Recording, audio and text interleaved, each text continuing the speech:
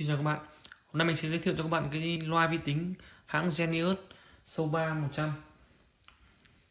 Cái loa thiết kế nó khá là đẹp và hiện đại, vuông vắn, nhìn rất là sang.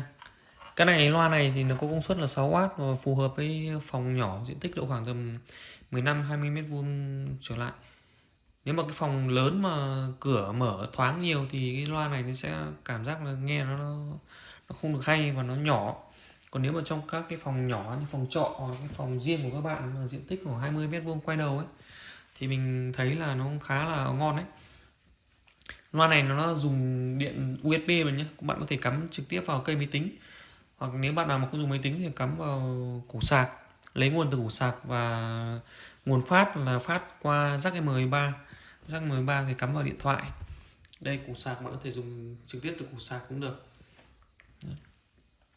Cái loa này thì nó rộng, chiều ngang của nó khoảng tầm ngoài 30 cm, nặng khoảng nửa cân, cao khoảng 7 cm, rất là nhỏ gọn và nhìn nó kiểu dáng nó cũng khá là hiện đại đấy.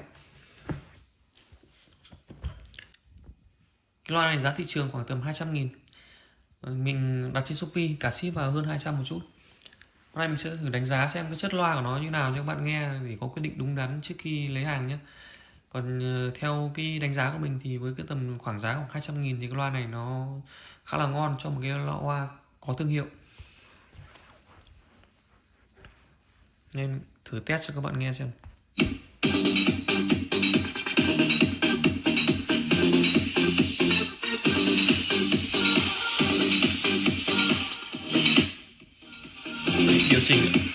Điều chỉnh âm lượng ở trên dây của loa luôn này.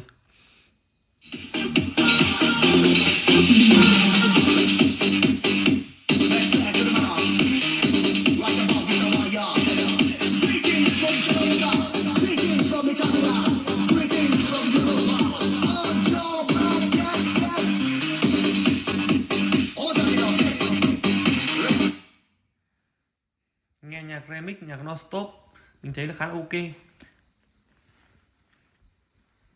Thử nghe nhạc lo-fi xem. Giữa mênh mang đồi hoa có lâu, chỉ tiếng anh luôn lòng rơi đến sao. Một cuộc tình anh vẫn cố giấu, giữ riêng anh nỗi sầu. Và gió đêm mây từ đâu đến đây mà khiến con tim mình đau đến vậy. Vì một người đã đến chiếm lấy những dung. Nghe nhạc ở cái chế độ max volume ấy thì mình thấy là âm thanh nó nghe khá là rõ và có dạng âm thanh vòm đấy, nó phân biệt trái phải rõ ràng. Động về em, bông lâu yêu giống như lòng mình còn nhiều trên phơi. Chiều mưa rơi không đến đợi nhưng anh vẫn chờ tới. Ngàn yêu thương sau cuối xin đừng là bầu trời ơi. Yêu em không nghi ngơi cả gì. Loa không có hiện tượng rè khi ở chế độ to nhất. Cái loa này nó rất là nhỏ gọn cho nên là nếu mà các bạn mua sử dụng trong phòng ngủ là mình thấy là khá là hợp lý này, hoặc là sử dụng loa vi tính.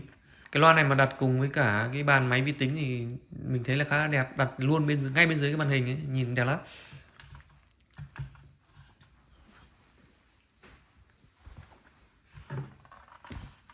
Cầm cũng khá là đầm chắc chắn, vuông vắn, kiểu dáng hiện đại và sang trọng. Genius là một cái hãng có thương hiệu và có tên tuổi lâu đời rồi, cho nên là các bạn yên tâm khi sử dụng hàng hãng này. Giá của nó khá là rẻ thôi. Trước đây mình thấy con này nó phải rơi vào tầm 3 đến 400, nhưng hiện tại giá thị trường thì khoảng 200.000 thôi. Khá là ngon cho một con loa như thế này. Đấy. Công suất của loa là 6W bạn nhé. Công suất thì nó bé, nghe thì nó bé thế thôi, nhưng mà cái âm thanh thì nó to lắm, nghe êm tai, nó không nhỏ lắm đâu. Trong phòng 15-20 mét là nghe là khá là phê đấy.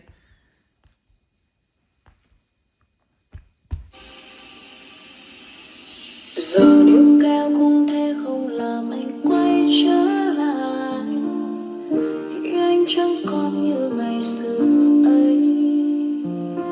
Thì em mong anh đi, anh sẽ được như khát vọng, giống như anh đã từng đêm ước mơ.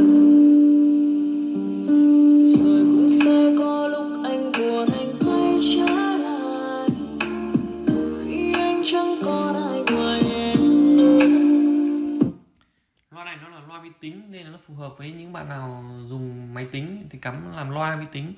Còn các bạn nào mà không dùng máy tính thì có thể sử dụng nguồn phát nhạc từ cái điện thoại bằng jack M3 này bình thường thôi, nghe giải trí khá là ok.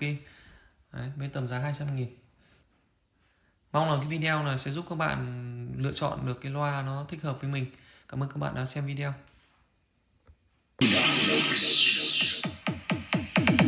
Initializing sound system.